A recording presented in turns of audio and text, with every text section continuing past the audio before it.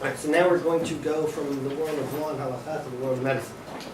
Can you just present? Yes, this is Dr. Yishai Ofran, who is a... I'm the director of leukemia service in Rambam Hospital. Let's start. No, it's okay.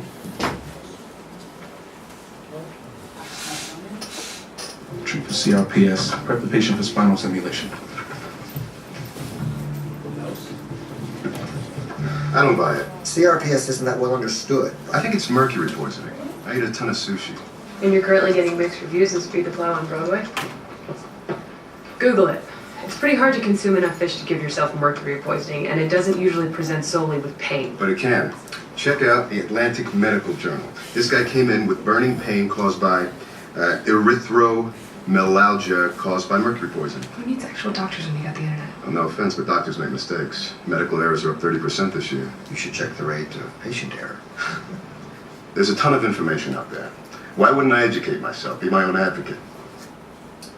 So, Let's say do surgery at this time.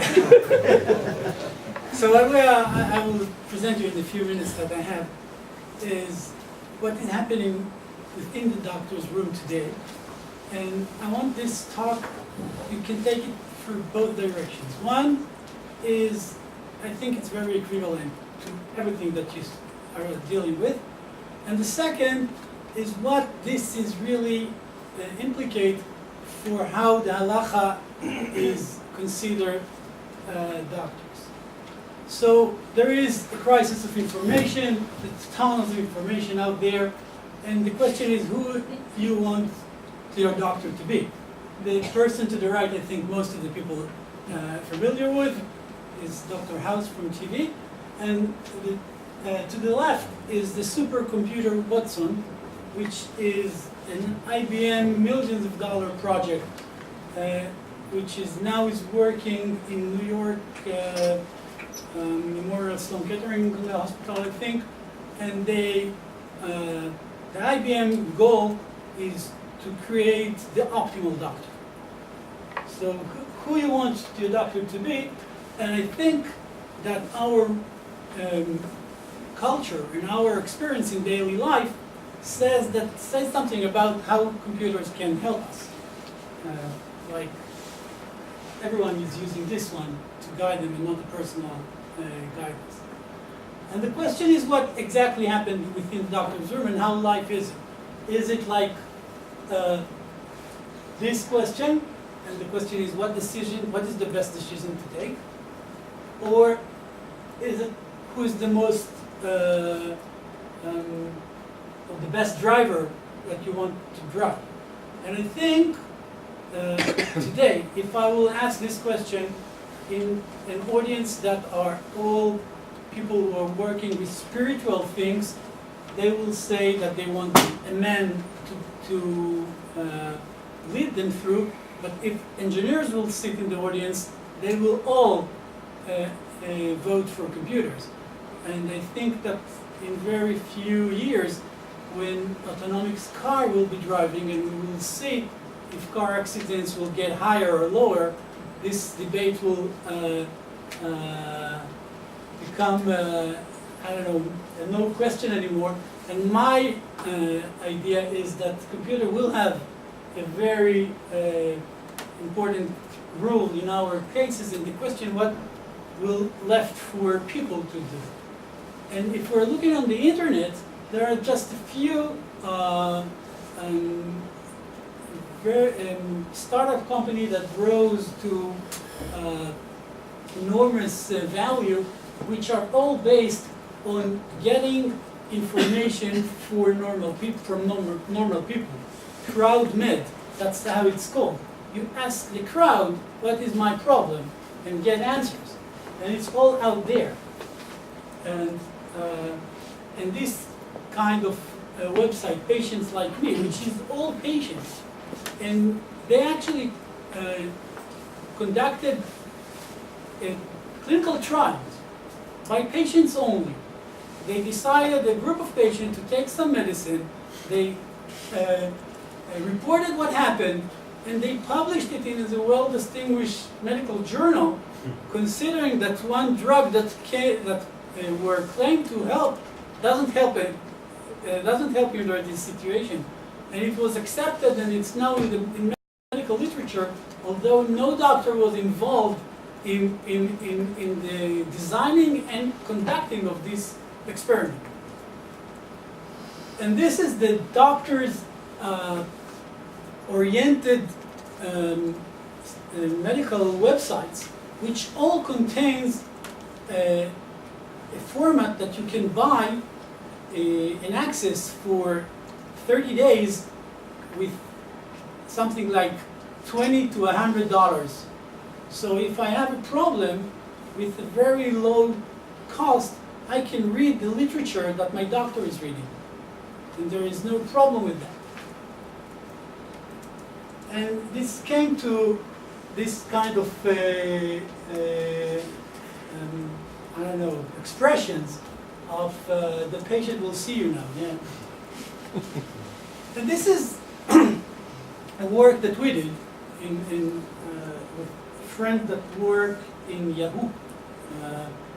And we look at what happened, and this is some kind of getting through the solution. And I was interested in what really patients are doing within websites. So, and my assumption was that it's not a strict format, and it depends what the problem that the patient has. And actually, I won't get you through everything, but Yahoo as a search engine knows everything about you. So we can explore what about 250,000 people did while they were asking medical questions on the websites. And this was published about 2 years ago. And what we showed is that if you have a life-threatening, it's all about cancer patient, and we divided the cancer patient to the disease with a very bad prognosis and disease that if you go to the internet you can find that most of the patients will be cured and will live for a long time. And actually those with the poor diseases act completely differently with those patients with the relative good conditions. And we also show that their friends, because Yahoo knows who your friends are acting in a way that is related to what the patient does. Because if the patient is doing all the search by himself, his friend is not looking for anything. But if he is seeing what happened in the website and goes out, his friends are doing all the search for him. So we can really discuss what the patients are doing in the websites. And this is a real example for what is really we should think about what's happening within doctors' room. So we know that the knowledge itself is power, but the question is whether the authority of doctors derive from knowledge. And this person with that his picture is here was the chief editor of the New England Journal of Medicine, which is the most respectable medical journal in the world. And he was diagnosed with some kind of throat cancer, and he published a manuscript within the New England Journal of Medicine about his experience as a doctor, as a patient, sorry. And he is the editor-in-chief of New England Journal of Medicine, so he has access to everything, to anything what he wants. He's the most powerful doctor in the world because he's really controlled the academic doctors in the world by he holds them in the nose. And what he wrote, that the best advice that he got is forget the information you got from many quotes and look for a person who would simply tell you what to do. You need a doctor. And this, when he wrote that, it brings us to two models that I want to discuss briefly in 2 minutes. And from here, that's the end of the medical stuff, and we're going to going back to this the issue that we're dealing with. First, you can concept your doctor as a salesman. You're going to the doctor to buy medicine. So if you want to buy medicine, so the doctor is being measured by the outcome of the patient, because the doctor is a salesman of good medicine. So my expectation is to zero errors, and I will do a survey, like all customers that do the market survey, and will choose the best doctors according to whatever I want. And this model is falling apart in the internet era. Because when you have access to all the information, you know that there is any treatment in the world that can guarantee your outcome, and nobody really knows better than you. And the other form that is actually being developed, and I think most of, at least the young doctors, consider themselves, is not as like salesmen of medicine or salesmen of health, but like a consultant.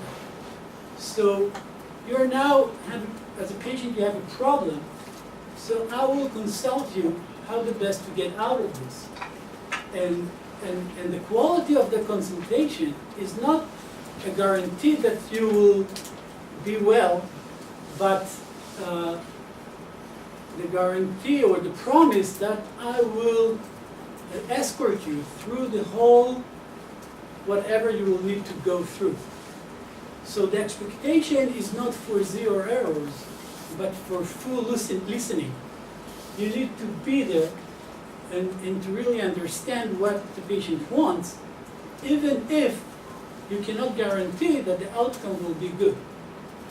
And choosing the doctor become not a question of who is the best doctor in the world, because the best doctor in the world are an email distance that I can get them.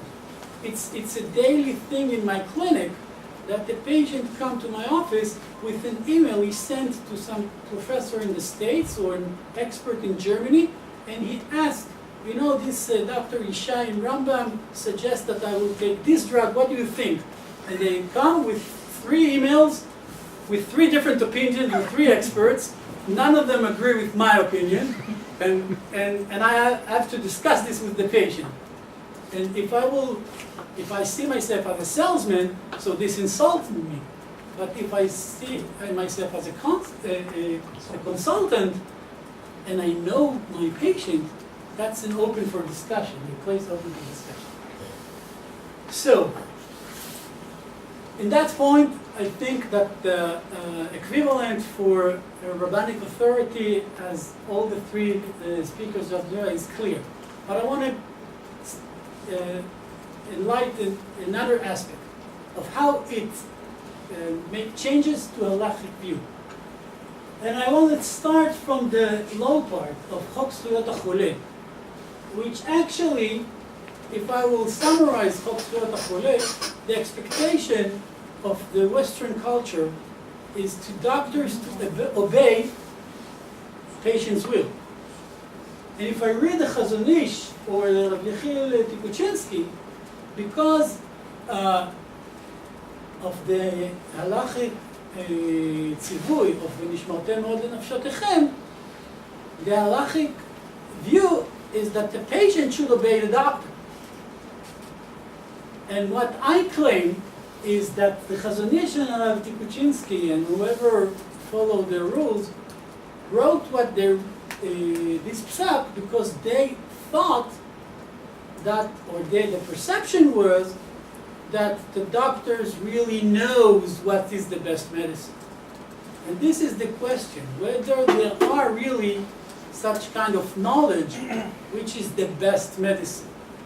Because if there is such a knowledge, and that was the perception of medicine about not far away, it's 50 years ago, 40 years ago, if there is such a knowledge, and there is a ונשמרתם מאוד לנפשותיכם, you must obey it.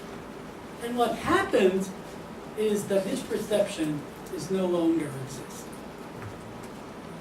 And if this perception is no longer exists, the question whether the psak of the Chazon Ish is still standing. So the question is whether is there the best advice, or is there advice that fits all? Because if the answer is yes, and the doctors know what's best for you, you are obligated to maintain your health. And you must obey doctor's order. But if the best advice is subjective, so I, the patient, know best what's good for me, and I should consult my doctor, but I have the liberty to reject my doctor's advice. And another thing that I have minutes. So another question, another issue is the issue of hope. And that's the same thing, because if the conception is that what doctors should give you is a good outcome, so if you tell a patient that he's going to die, you're taking the hope out of it. And this is a bad thing, and that's what happened. You should not tell him, אינו אומר לו צו לביתך שלא יחלש דעתו. But if you don't see this perception as the doctor's duty, and the patient knows when they are deteriorating that they're going to die. And so the hope is not that to tell the patient that you will save him, even if you cannot do that, but giving him a hand and promise him that you will support him and give him every help he needs, even if tough times. This is hope, and maybe this changed the perception out there. And